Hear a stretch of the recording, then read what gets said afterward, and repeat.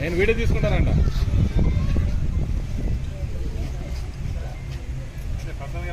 Sir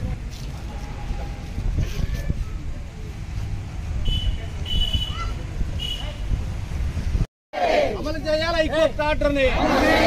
కేసులు కట్టాలి అక్రమదారుల పైన, కేసులు కట్టాలి అక్రమదారులు. రెవెన్యూ సంబంధించి దాదాపు 500 ఎకరాల భూమికి సంబంధించి గత 30 సంవత్సరాల నుంచి మేము దాని మీద లీగల్గా ఫైట్ చేస్తున్నాం, ఫీల్డ్ మీద ఫైట్ చేస్తున్నాం, న్యాయస్థానంలో ఫైట్ చేసాం. దాని ఫలితంగా జరిగింది ఏంటంటే దీంట్లో మాకు 2003-04లో ఈనమన పట్టాలు ఇచ్చారు. దాదాపు 120 మందికి 2 ఎకరాల చొప్పున, 3 ఎకరాల చొప్పున, 5 ఎకరాల చొప్పున 120 మందికి ఇచ్చారు. పట్టాలు లేకుండా కూడా ఒక 20 మందో 30 మందో చేసుకుంటున్నారు. ఈ భూములకు సంబంధించి మేము 2008లో పన్నులు కట్టాం. 2003-04లో పట్టాలు ఇస్తే ఆ పన్నులు కట్టిన తర్వాత 2014లో పొజిషన్ సర్టిఫికెట్లు, 14-15లో పొజిషన్ సర్టిఫికెట్లు ఇచ్చారు. అప్పటి వరకు ఎలాంటి గొడవ లేదు దీంట్లో. 2017-18 నుంచి మేము వేసిన పంటలో 2018లో ఒకసారి దున్నేశారు పత్తి పంట 100 ఎకరాలు. అప్పుడు దాదాపు ₹1 కోటి నష్టపోయారు.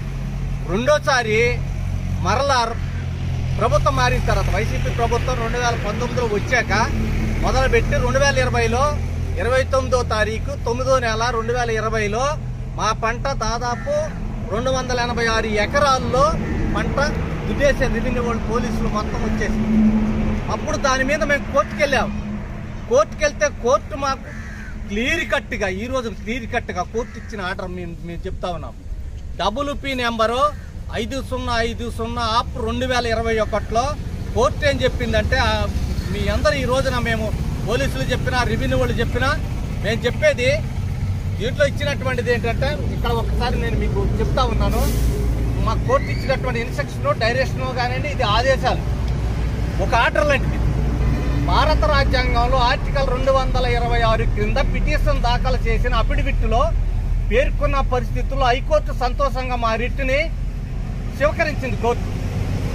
అలాగే ఆ ఆర్డర్ సంబంధించి, దానికి సంబంధించి ఆర్డర్ కానీ లేదా ఆదేశం కానీ జారీ చేయడానికి ప్రార్థిస్తూ ముఖ్యంగా 2029/9/2020లో RS నెంబర్లో ఉన్న 286 ఎకరాల భూముల్లో పత్తి పంటను నాశనం చేయటం, పెంచే విషయంలో ప్రతివాదులు 3 నుంచి 6 వరకు, అంటే దీంట్లో 3 కలెక్టర్ గారు, మరి 4 వచ్చేసి అక్కడ SP గారు, 5 వచ్చేసి RDO గారు, 6 వచ్చేసి తహసీల్దార్ గారు, 3 నుంచి 6 అంటే వీళ్ళందరూ ఇందులో పాల్గొన్నారని చెప్పేసి కోర్టు నిర్ధారణకు వచ్చింది.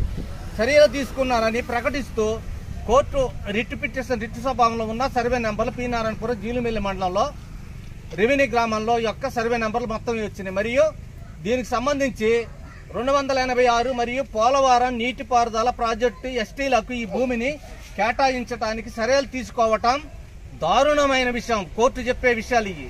ఏకపక్షంగా రాజ్యాంగ విరుద్ధంగా ఆర్టికల్లు సస్పష్టంగా ఉల్లంఘన.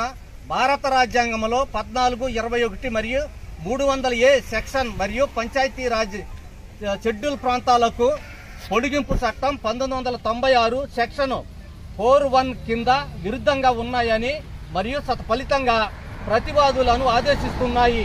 అంటే కలెక్టర్ గారిని, అలాగే SP గారిని, వీళ్ళందరినీ కూడా మీరు చట్టవిరుద్ధంగా చేశారని కోర్టు చెప్తా ఉంది. అక్కడ 1 నుండి 3 వరకు ఈ భూములను 286 విస్తీర్ణం పోలవరం నీటిపారుదల ప్రాజెక్టు బహిష్కృతులకు కేటాయించవద్దని మరియు ప్రతివాదులను 3 నుంచి 5 వరకు విచారణకు నిర్వహించడానికి, పిటిషనర్లు పంట నష్టపరిహారానికి చెల్లించడానికి, ఇది స్పష్టంగా కోర్టు చెప్పింది మాకు. ఈ రకంగా కోర్టు డైరెక్షన్లు ఉన్నాయి. రిట్ పిటిషన్లు మద్దతుగా దాఖలు చేసిన అఫిడవిట్లో పేర్కొన్న పరిస్థితుల్లో హైకోర్టు ప్రతివాదులను నెంబర్ 3 నుంచి 6 వరకు RS నెంబర్లో ఉన్న 286 ఎకరాల భూమి నుండి పిటిషనర్లను ఖాళీ చేయవద్దని ఆదేశిస్తూ ప్రార్థిస్తూ సెక్షన్ 151 CPC కింద పిటిషనర్లు పశ్చిమ గోదావరి జిల్లా జీలుమిల్లి మండలం పీనారాయణపురం రెవెన్యూలో గ్రామంలో సర్వే నెంబర్ 286 ఎకరాలు 2021 నాటికి WP నెంబర్ 5050 పరిష్కారం పెండింగ్ లో ఉంది, హైకోర్టులో ఉంది. ఇది పిటిషనర్ల విచారణకు రానుంది. చట్టపరంగానే పరిగణించింది కోర్టు. ఇంత స్పష్టంగా డైరెక్షన్ ఉంది, ఇన్స్ట్రక్షన్స్ ఉన్నాయి అంటే దీన్ని బట్టి అంటే మధ్యకాలంలో కూడా అనేక మాకు విరుద్ధంగా కొంతమంది ప్రకటన చేయొచ్చు, కొంతమంది రాసేది ఇవన్నీ కోర్టు దిక్కని కొంత వస్తున్నాయి. ఇప్పుడు మేము తహసీల్దార్ గారి దగ్గర ఒకటే చెప్పాము, మేము ఇది మీరు ఇన్స్ట్రక్షన్ అమలు చేస్తారా లేదా. ఇప్పుడు ఇది దీనికి ఏమాత్రంగా మేము వాళ్ళకి కేటాయించేదానికి అసలు నువ్వు కేటాయించొద్దని చెప్పింది, నువ్వు ఈ భూమిలోకి రావద్దని చెప్పింది, నువ్వు పంట నష్టం ఇవని చెప్పింది కలెక్టర్ని, ఎస్పీని, ఆర్డీఓని వీళ్ళందరినీ. చెప్పిన తర్వాత కూడా ఇప్పుడు మేము పిటిషన్ ఇస్తే ఇక్కడ కనీసం వాళ్ళు పిలిచి విచారించాలి. ఇక్కడ స్టేషన్లో మేము ఎంఆర్ఆఫ్ లెటర్ పెట్టామంటారు, ఎంఆర్ఆఫ్ లెటర్ పెట్టుకుంటే అది కోర్టు. కానీ కోర్టు ఆర్డర్ ఇచ్చాం కదా, మేము కోర్టు స్పష్టంగా చెప్తుంది కదా. కంప్లైంట్ ఇచ్చిన తర్వాత పిలవలక్కర్లేదా? మేము 21వ తారీఖున ఇచ్చాం, పోయిన నెల. ఈరోజు 7వ తారీఖు అంటే 17 రోజులు అయింది. ఇప్పటి వరకు వాళ్ళకి పిలవలేదు. ఇది కోర్టు ధిక్కరణ అవుతుందా లేదనేది మేము అడుగుతా ఉన్నాం. కాబట్టి దీంట్లో రెవెన్యూ కానీ పోలీసు కానీ ఈ కోర్టు ఆర్డర్ని ఇంప్లిమెంటేషన్ చేయకుండా, ఈ కోర్టు ఉత్తర్వుల్ని, కోర్టు ఆదేశాలని వాళ్ళు పరిగణనలు తీసుకోకుండా ఇంప్లిమెంటేషన్ చేయకుండా ఏమాత్రం వాళ్ళని నిర్లక్ష్యం చేస్తే అక్కడ జరిగే పరిణామాలకు బాధ్యులు ఇక్కడ పోలీసులు అవనండి, రెవెన్యూ వాళ్ళు అండి, ఖచ్చితంగా వాళ్ళు బాధ్యులు అవుతారు.